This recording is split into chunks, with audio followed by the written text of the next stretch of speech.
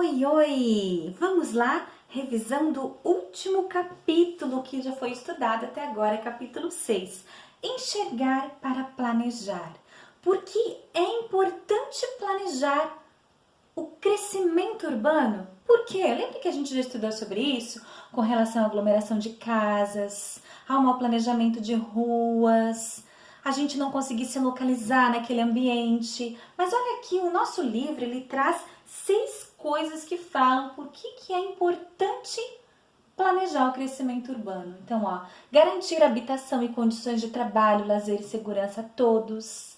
Evitar problemas urgentes ou futuro, como falta de moradias, violência, dificuldade no trânsito, para a gente poder organizar as atividades econômicas, garantindo trabalho a todas as pessoas que moram naquele local, para identificar as necessidades e prioridades de todos os grupos sociais, independente se sejam ricos, pobres, idosos, crianças, jovens e adultos, para gerar credibilidade dos moradores em relação aos governantes e para que haja uma boa comunicação entre governantes e moradores.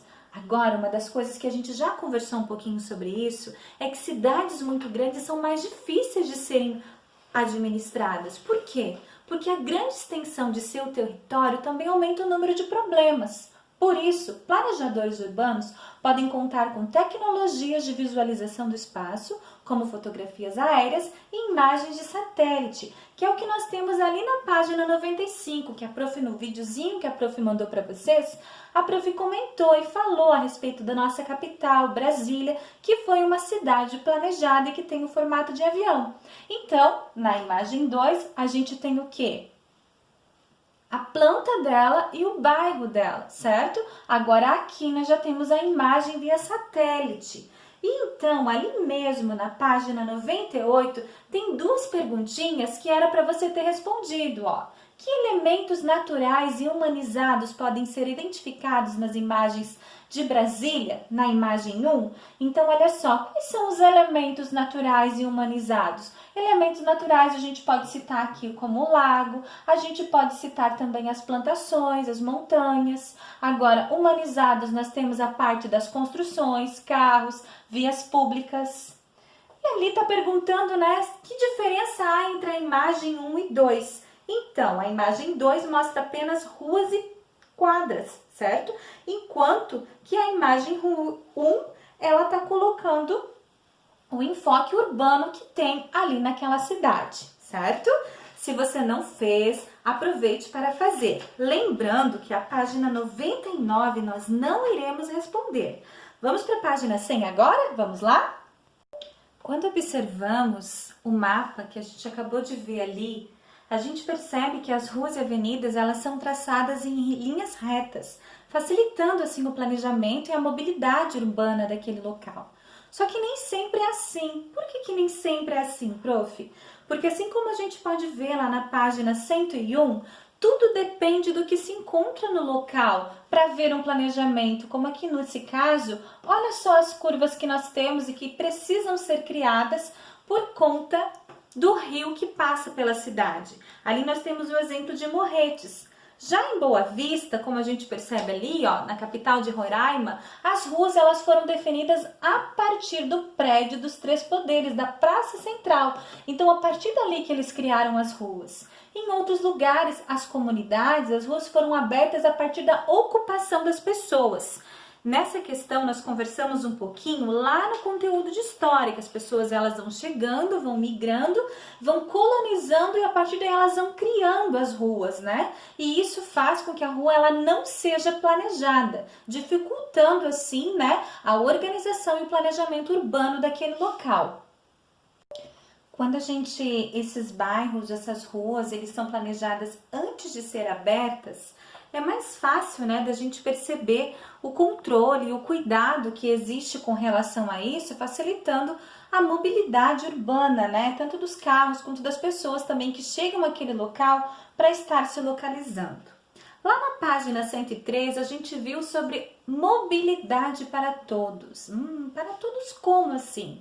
Lembra que a prof falou sobre a importância de ter rampa nas calçadas para pessoas portadoras de necessidades especiais, a importância da faixa de segurança. A gente também, a prof passou para vocês o trabalhinho de geografia, onde era para você colocar 5 coisas que são imprescindíveis em um bairro, que são importantes ter para melhor segurança dos cidadãos que ali vivem. A gente também falou um pouquinho sobre a mobilidade de ciclistas, certo? Das pessoas que estão de carro, dos meios de transportes.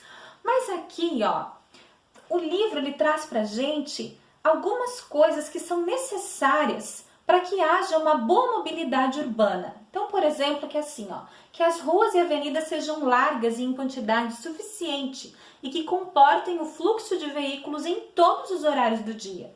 Ou seja, não apenas nos horários normais, mas também nos horários de pico. Lembra que a gente falou um pouquinho sobre congestionamento quando não há um planejamento com relação a isso? Que sejam oferecidas passeios públicos em calçadas com boas condições para o deslocamento dos pedestres. Quem não gosta de ir na praça brincar, não é verdade? Que as pessoas portadoras de necessidades especiais tenham garantias de acessibilidade ao se deslocar.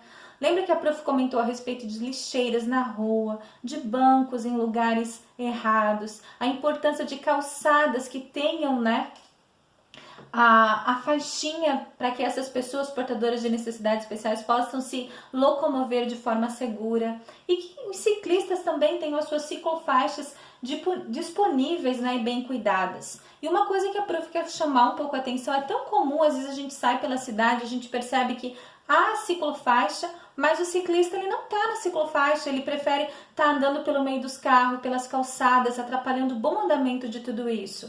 Então, para se ter isso também, é importante que a gente perceba e faça a nossa parte na questão de respeito às regras e às leis que são dadas para nós. Vamos ir um pouquinho lá para a página 104 do nosso livro, onde ele está falando sobre deixa o carro e vai de ônibus. Ali a gente conversou um pouquinho sobre a importância do transporte público, para ocupar menos espaço urbano, para facilitar a mobilidade do trânsito dentro das cidades. Porque já imaginou se todas as pessoas resolvessem ir para a rua, cada uma com o seu carro? Seria bem mais difícil do que já é o nosso trânsito, não é verdade? Então, há uma grande vantagem no transporte público, porque ela ajuda a desafogar o trânsito e também substitui de forma sustentável o automóvel. Ali na página 104, era para você ter respondido as perguntinhas que estão ali, a perguntinha 5 e 6 do nosso livro.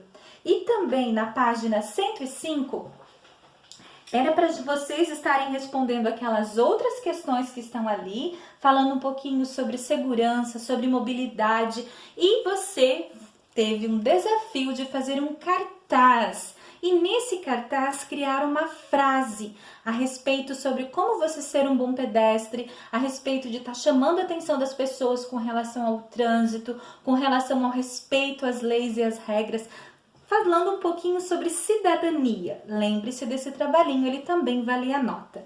Então, está aqui, resumindo, estamos encerrando as nossas atividades do capítulo 6. Próxima semana, capítulo 7. Aguardo vocês. Beijão!